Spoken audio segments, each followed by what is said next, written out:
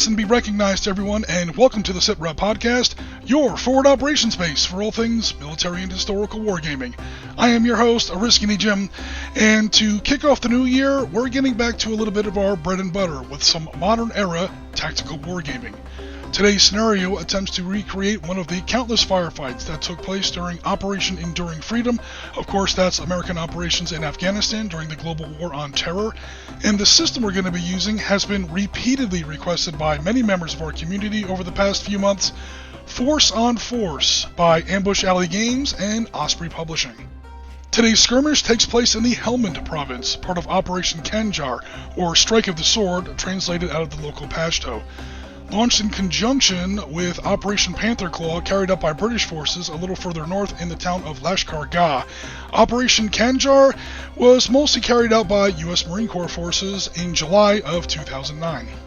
Helmand Province in general had been something of a haven for the Taliban in the years leading up to this. Previous coalition efforts led by British and Estonian troops along with Afghanistan National Army units of the 205th Corps 3rd Brigade just hadn't worked. These efforts had suffered from a curious blend of less than aggressive posture when it came to operations outside of secured base areas, and a rather heavy-handed approach with the local inhabitants. But to be fair, the Marine Corps hadn't had much luck here with their operation starting in 2008.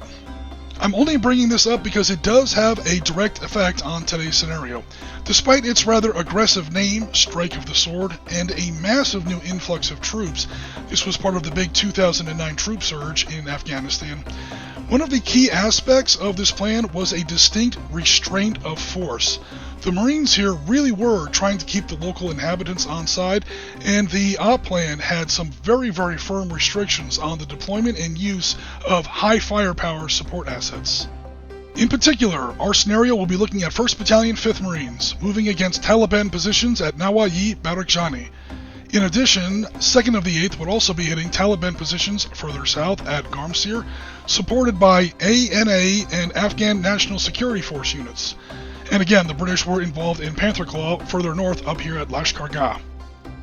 But for today's game, we're looking strictly at the 1st of the 5th, who heloed in from the southwest, landing at 0615 hours on 2 July 2009. They were carried in by a combination of CH-47 Chinooks and some UH-60 support from the 82nd Airborne Division. Now, I do have a Black Hawk in 20mm, so you'll see that on the table. I don't have a CH-47 in 20mm. That would be a big friggin' bird, and some of my players were joking that such a miniature would probably flip the table. What we do have is an AH-1W Super Cobra gunship. Now, these birds did go in with 1st of the 5th that morning, but in our scenario, it is strictly limited to just 2 passes from their 20mm chain guns. So, no 2.75-inch high-velocity rocket pods, no Hellfires, there will be no Harrier airstrikes here, at least not in this particular battle. It did take place elsewhere in this operation. Also, no artillery support from M777 155mm howitzers. Once again, restraint of force is the order of the day here. We also have quite a few Marines on the ground, although all on foot because of course this was a helo-lifted force. The Taliban is waiting with 40 out of their 60 available figures already on the table. The other 20 figures are going to have to come on with the normal force-on-force insurgent reinforcement rules. And these guys are armed with a mixture of course, AKM rifles, supported by PKM general-purpose machine guns, some RPKs, and of course some RPG rocket launchers. There's also going to be 2 technicals on the table with 12.7mm Dushka heavy machine guns. So yeah, this is going to be a tough one. For players, we have Milton taking on the Marine Corps mission of clearing at least 4 of these buildings or Taliban hotspots. Meanwhile, we have Mark and Steve sharing command of the Taliban defenders. Now, spoiler alert, the Marines are going to win the battle. I mean, that's just not even open for debate. Their advantages in troop quality and firepower, it's just off the scale. However, will the Marines be able to accomplish their mission on time, with very limited fire support, and without taking too many losses? Let's head over to the footage and find out.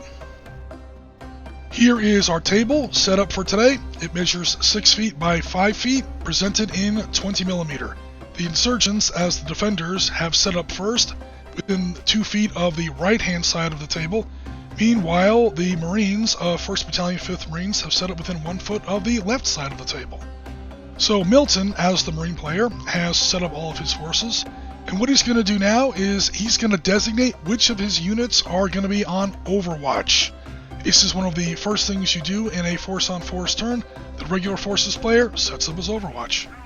Overwatch units have now been established, and Milton is starting off hardcore with a strafing run from his AH-1W Super Cobra gunship. Okay, word to the wise, he only gets 2 strikes out of this Cobra gunship. And again, no rocket pods, no Hellfire missiles. Restraint of force was a really big deal for Operation Strike of the Sword. So, yeah, he only gets to roll this twice. I've warned him about that. He says, yes, I'm going to go ahead and use one of my 2 chain gun strikes now. So, here we go. Here is the unit that he's going to target. Those Taliban guys, those are in the building. They're not standing out on the roof, having a cookout and waving at the gunship as it flies by. So it is 68, because it's a kick-ass weapon. It's a 3-barrel, 20mm rotary cannon. 1s, 2s, and 3s don't count, so we're removing those right away. Here are Mark's defensive dice. Most of his guys are insurgents, so they only roll d6s for troop quality. And what we have to do here is match Milton's attack dice versus Mark's defense dice. And for every attack dice that Mark cannot match or beat, that's going to indicate a hit and thus inflict a casualty on the Taliban force. So we compare all the dice and it looks like we've got 3 total hits on that Taliban unit. Alright, now Taliban units are not cross-trained, so the PK gunner doesn't know how to use an RPK and so on. So what we have to do is roll randomly to see which guys actually were hit within that unit. For Marines or other regular forces players, the different guys within a given unit are cross-trained. So basically you get to pick which ones of your guys get hit. Because say if your saw gunner got hit and you don't want to lose your saw, one of your riflemen picks up the saw. So in game terms, that just means that you knock out the rifleman instead of the saw gunner. Insurgents do not get that luxury, so here we are. So here we have Marine fire teams on the move. Some of them have taken what's called a tactical move, that's 6 inches usually for infantry, or a rapid move, that's usually 12 inches for infantry. We have a 50 caliber team on Overwatch, and we have another fire team here on the high ground on Overwatch. Now what that means is that if the insurgents try to react to any Marine movement, these Overwatch units get to react to the insurgent reaction. So case in point, here we go. What's going to happen here is that Technical with the 12.7mm Dushka there is going to try and fire on this Overwatch team. And since the Overwatch team is on Overwatch, he is going to get a troop quality test. That's a D10 for the corporal. He rolls a 10. The insurgents can't beat that on a D6. So that means that even though the insurgents were firing at the Marines get to shoot first. And any effects that befall the insurgents, that happens first. There's really no such thing as simultaneous fire in force-on-force. So the first thing we're going to do is calculate some attack dice. This Lance Corporal with the M203 rolls 2d8. A PFC and a private with M4s, they get a d8 each. And the Corporal, who is an NCO and spent a little bit more time on the rifle range, gets a d10. Milton rolls all his attack dice, and wow, that's a pretty good roll. So yeah, the Technical gets 1d6 in defense dice, make that 2d6 because he does have partial cover. Steve gets 1-5 on his 2d6, that will count. So that will negate all those 4s. That does include the M203 grenade blast. So we just have small arms dice. And small arms hits, as you'll notice here on the table, they get reduced against vehicles by half round down. So long story short, take your first shot. Those 2 hits will only count as 1 hit. You get 1d8 for every hit you get on that table. He rolls a 1. That's going to be vehicle suppressed. So they didn't really do any damage against that Technical, but they did sort of pin it down for now. But perhaps more importantly, that is going to count as a reaction against that Overwatch fire team. And now every time that Marine unit is going to continue to react against more insurgent fire, they are going to lose more and more attack dice, because even Marines can only do so many things at once. These 2 Taliban survivors in this shack are going to fire on the same Marine Overwatch team, and you see that 2 there? The Marines actually lost a troop quality check, so the Taliban will actually get to shoot first this time. He has a D6 leader in there and a regular D6 rifleman. So Mark gets 2d6. He rolls a 2 and a 5, which the Marines easily match. Long story short, take your second shot, no hits scored. Now comes the Marines' counter fire. Remember, when you lose a reaction test, your action still happens, it just happens second. So now the Taliban are going to roll their defensive dice. Basically, it's the number of figures in your unit or the number of fire dice being thrown at you, whichever is less. And the Taliban are getting 1 extra dice because they are inside a building.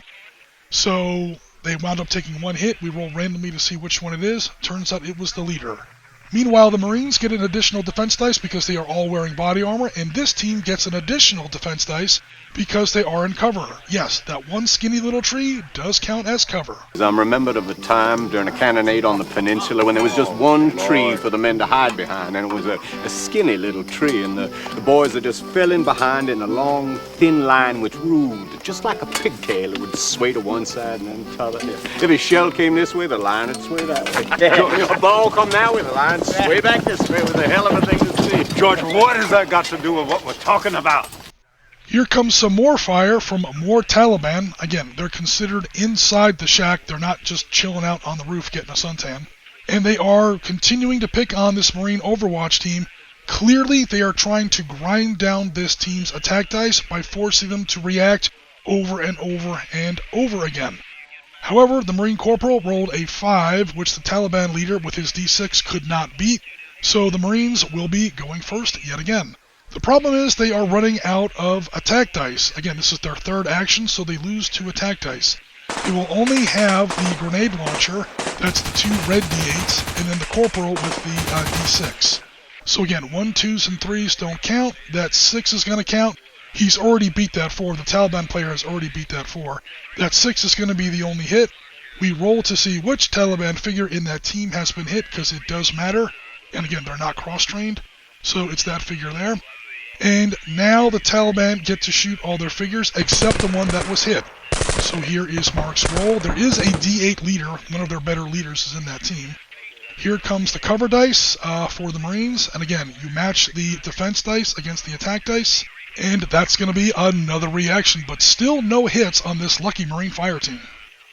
This Marine Javelin team is taking some fire as they move up behind that trash pile from these Taliban guys here in this mud brick building.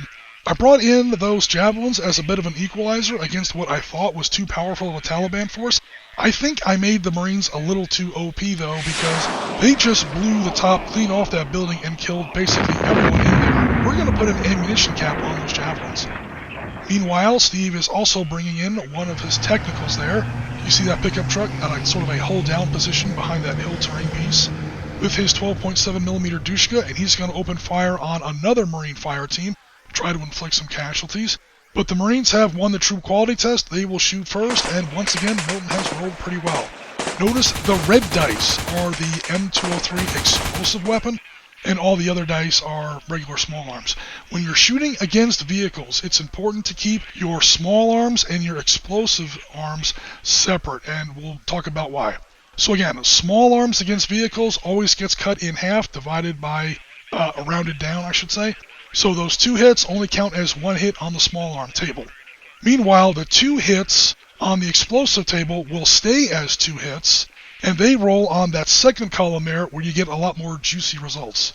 So first, Milton will roll a D8 on the small arms table. He gets a 5, that's a gun damage. Alright, that's fine. Now, whether or not a grenade launcher counts technically as an explosive weapon, but I'm not 100% sure if that's chapter and verse out of Force on Force, but we're doing it for now. So, for every additional hit that you get, your damage dice on the vehicle table goes up by 1 class. So basically 2d8 turns into 1d10. If you had 3 hits, it would turn into a d12. That's how you get into those higher values. He rolled a 10 on his d10. That is a catastrophic kill. Ed, you gotta knock out the technical right fucking now, man! Take drop that technical, we're dead!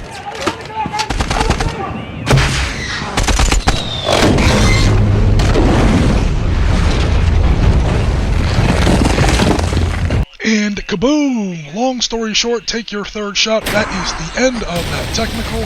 He never really stood a chance. He literally rolled up on the Marines, and as he crested that little bit of a rise, the grenade went right into his windshield, and that was the end of that. Milton's dice continue to shine. I think this is his third 10 in a row on a reaction test. And what this reaction test was for this Marine fire team that was drawing some additional fire from this pack of Taliban brothers behind this low stone wall. However, the Marine dice then finally crap out of it when it actually comes time to hitting anything. Remember, a 1, a 2, or a 3 is an automatic failure no matter what the enemy rolls. So if you roll a 2 and the enemy rolls a 1, congratulations, you still missed. Only 4 ups ever count as any kind of a success. So there's only going to be 2 hits against that Taliban team, which with a 4 and a 5, they might actually match. Alright, that Taliban team is pretty much intact. So we have a D6, a D8 for the leader, and 2 more D6s. That is basically Mark's small arms fire, which we see he rolled pretty well there. And then that RPG rolls 3d6 all by himself. He's considered an explosive weapon, so we're going to roll him separately because the way his damage gets applied is a little bit different. Alright, so the Marines have rolled their defensive dice against the RPG. They didn't do very well, and they wound up taking 2 casualties just from the RPG. Now Milton's going to roll his defensive dice against all the small arms. With a 4 and a 5, he does match the small arms fire, so no additional casualties, but he has taken 2 from that RPG blast. We are now beginning turn 2, and the first thing you do is you roll for insurgent reinforcements. The insurgency level for this scenario is a 4, so on a D6 they have to roll a 4 or less. With a 3 they succeeded, and then Mark rolled a 5 to see which hotspot the Taliban insurgents would appear. So they have to appear within 4 inches of that hotspot 5 marker. So now we have to start assessing the casualties. So casualties that were sustained last turn, this is when we find out how bad they actually are. Somebody runs to you, you open up your body armor, and you see how bad it actually is. So this first Marine fire team that took 2 casualties, he is too far away from the Navy corpsman. You have to be within rapid movement radius in order to get the benefit of the corpsman. So he has to roll on the first aid table without the corpsman. The first one is a 3, that's a serious wound. He is now out of the battle and is considered a dependent. The second one rolls a 5, so that's going to be a light wound and no real effect. So now we come to the insurgents and assessing their casualties. Their process is very, very different because they don't have body armor, they're not carrying first aid kits, they don't have any real training. If they take a hit, they either die or flee the table on anything but a 6. So the vast majority of the casualties that were inflicted against the Taliban now become real casualties, and those figures are removed from the table. So now getting into the meat of turn 2, once we get done with casualty assessment and reinforcements, the Marines will establish what units are on Overwatch, and it looks like that same team is going to keep its Overwatch position and try to provide some cover for these guys who are going to be the first to activate. They're going to fire and then take a tactical move backward. They cannot take a rapid move because they are now carrying a dependent, a seriously wounded casualty, so that's going to slow them down quite a bit. So here's the problem for the Marines. Multiple Taliban units can react before that forward Marine fire team tries to withdraw. Even though that Marine team has declared fire against this Taliban team behind the brick wall, any unit that's within line of sight to the activating unit can attempt to react. So Mark is actually going to start off with these survivors chilling out here in that shack, and for some reason Milton does not react with his Overwatch team. I don't remember why he didn't do that. That might just be a small game mistake there. But it doesn't matter, he rolls a 1 on his reaction dice. So apparently that corporal was too busy trying to apply a field dressing on his critically wounded casualty there, saying he didn't see the Taliban, start poking rifles out of that metal shack there. So there are 2d6 that will shoot against the Marine fire team. The Marines will get their defense dice. Again, they always get +1 because they are carrying body armor. And that will wind up being no casualties, no additional casualties, I should say. Another reaction comes from this other building against the same unit. And here is where things start getting very hairy for the Marines. Here's where the insurgent numbers really start to come into play, because again, it's reaction on top of reaction on top of reaction. And also, because there's a seriously wounded casualty, he obviously doesn't get to shoot, and someone's got to take care and carry the critically wounded casualty. So he really only has, he's going to choose, the corporal is going to carry the casualty. That means that his saw gunner stays intact with 2d8, and his grenade launcher stays intact with 2d8. So that's where you really get to make some, like, within the fire team decisions. Who's going to carry, Private Jones after he takes, a 7.62 millimeter round in the leg, and who's going to cover the rest of the team. This is where it really starts to get pretty visceral. Okay, so here we go with still more reactions against that beleaguered fire team that's sort of pinned down in the open and suffering from reduced firepower because, again, they do have to take care of their seriously wounded casualty.